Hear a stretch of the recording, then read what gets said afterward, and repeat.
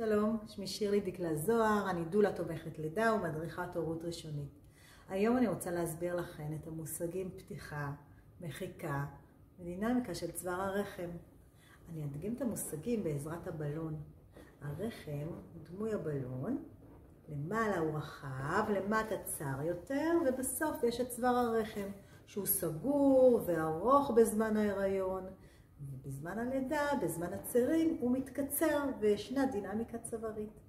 הצירים לוחצים על שריר הרחם, מקצרים את צוואר הרחם, הוא נהיה רך יותר, קצר יותר. כפי שרואים פה, יש לנו בערך 50% מחיקה.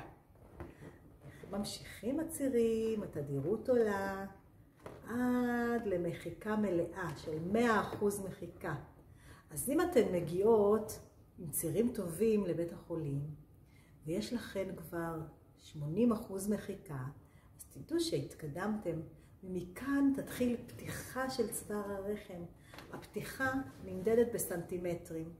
המיילדת מכניסה 2 אצבעות לנרתיק ומודדת 2 סנטימטר פתיחה, 4 סנטימטר, 5 וכו'. עד לפתיחה מלאה, שזה בערך משהו כזה. זה הגודל של ראש התינוק. כאן מתחילה הפתיחה. להתקדם, הצירים הופכים להיות בתדירות גבוהה יותר, צפופים יותר, עד ליציאת התינוק.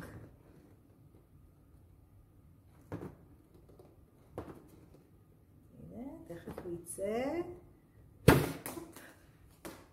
נולד.